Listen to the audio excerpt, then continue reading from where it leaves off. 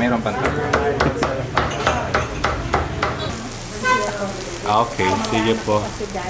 Sa susunod, sinadya niya na susunod pa rin o hindi na? Ay, hindi na ngayon. Parang karne na sarili ko. Sa asin paminta ay ibabat, laga na madik sarap, ulam pang sarapin. At timplahin bago masakawal ito ilipat. Talsik mantika, ingat, ihanda ang takin. Napakasarap talaga ng pork. Hey guys, today I want to talk to you about sisig. Sisig? Sisig. Okay, let's do it. I'm talking, of course, about sisig. Hot, sizzling pig face with a runny egg on top, and bitch, you better act somebody because nothing is getting in between me and this spicy, chewy, fatty goodness. Sisig is probably one of the most easily recognized Filipino foods out there. Sisig was invented in Pampanga, a province in Central Luzon, an hour north of Manila, and revered as probably the food capital of the Philippines, or at least Central Luzon.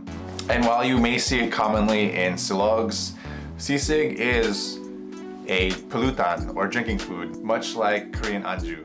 The rendition that we eat today is comprised of pig head parts, ear, cheek, brain sometimes, onions, chili, and calamansi to cut the greasiness of it. However, what most people don't know is that the original sisig was a salad, a mixture of papaya or guava mixed with vinegar and onions and chilies and whatever. But historically, after the American occupation, they discarded a lot of pig heads which went to waste. So the Kapampangans wanted to utilize this wasted pig head and make a dish out of it, which resulted in the first prototype of the modern sisig that we eat today. But this first prototype was originally pig head parts cooked in vinegar, much like its predecessor. So it was basically a pig head ceviche. If this is news to you, as it was news for me, check out Erwin Husaf's video where he talks with a prominent Filipino chef, Claude Tayag, about the origins of sisig. So to learn more about sisig, I traveled with my friend Rob to Pampanga, the source of sisig, to learn from the two godmothers who helped create the modern style that we consume and love and eat today in the Philippines, Aling Lucing and Aling Mila.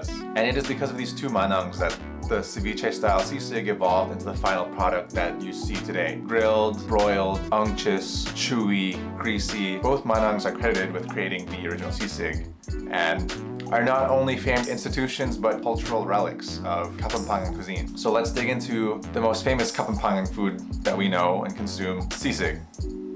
Our first stop is at Aling Mila's. Mila Gomez has been making sisig for decades and originally started out as a sari-sari store. But because they weren't making much, Mila eventually decided to convert their sari-sari store into a restaurant serving pulutan, or drinking food, for people to come and eat and drink at.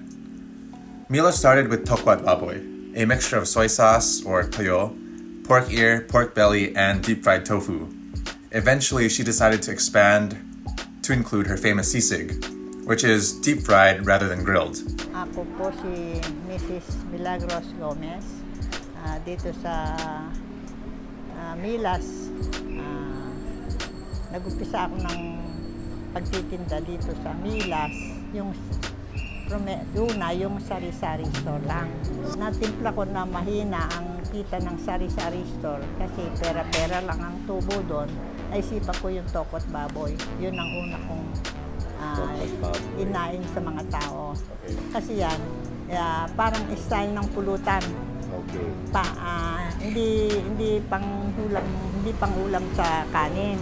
Kaya nung medyo mahina rin ng Tokwa't Baboy, naisipan ko na naman yung sizzling, ibang method ko ng pagluluto. Yung sa kanila kasi medyo mataba ng konti. Inihaw kasi, ako hindi. Deep fried yung sa akin, kaya crunchy siya. Because of her restaurant and sisig's popularity, she eventually also expanded her menu to include taco salad, barbecue tocino, and barbecued bangos. The next spot we visited is credited with being the original inventor of sisig. Unfortunately, while Aling Lucing is no longer alive, we were able to sit down with the third-generation owner, or Aling Lucing's granddaughter, Aling Mila, to learn the story. Aling Lucing started as a barbecue house, and because of an accident where pig ear was grilled too long, Aling Lucing decided she didn't want the ear to go to waste, so she decided to mix it with pork liver, vinegar, and a little onion. So, Chad, this is Aling Mila. She is the third generation owner of Aling Lucing's sisig. So, Aling Mila, pakikwento mo naman sa akin yung anong dahilan kung bakit may sisig dito sa Riles, dating Riles. Dahil sa lola ko, syempre. Oo, anong idea dyan? Ay, yung ano niya. Nagtitinda-tinda lang siya ng mga barbecue noon. Barbecue? 70s, oo. Okay. Tapos, may tinda siyang tenga. Tenga ng baboy. Tenga ng baboy, Oo. okay. One time daw, nagluluto siya bang nagiyaw dahil maraming tao. Nasunog daw yung tenga ng baboy. Para daw hindi masayang, yung tenga, ang ginawa niya, nagsangkap siya ng asin, paminta, calamansi, konting atay. Pinagsama-sama niya yon. Tapos yung tinadtad niyang tenga, nilagay niya dun sa sinangkapan niya. Tsaka niya nilagyan ng konting sibuyas. Okay. Tapos sinerve niya sa mga customer niyang foreigner.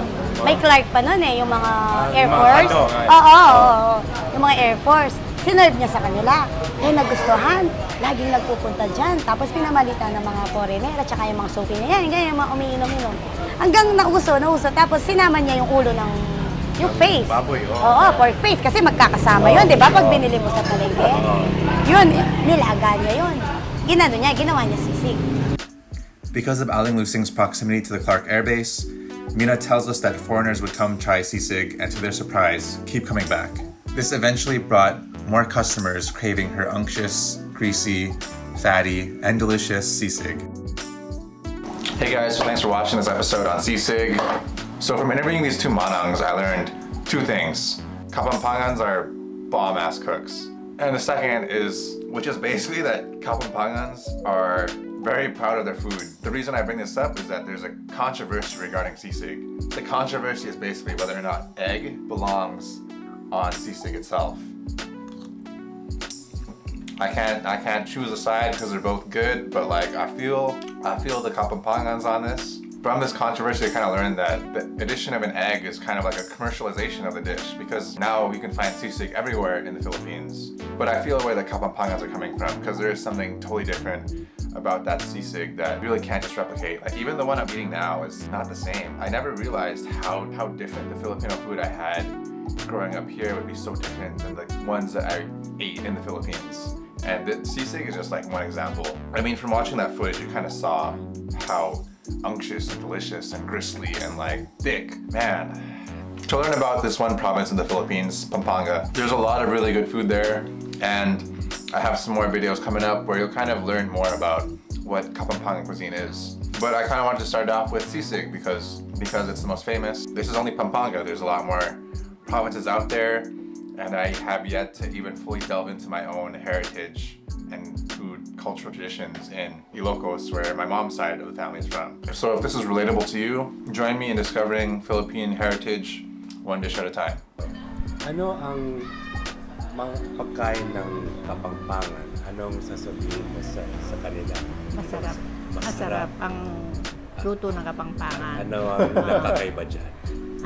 Sa mga ulam ng Bisaya. at Itenyo. Iba kasi yung luto ng Kapampangan talaga. Marami talagang nakakagusto sa kaluto ng Kapampangan kaysa sa iba-ibang tuwan. Okay. Sa bagay, masarap at malinamnam. Oo. Luto ng Kapampangan. Tanglaki ng bilbil ko. Sa asin paminta ay ibabat, laga na magic sarap, ulam pang sarapin, at timplahin bago masakawali to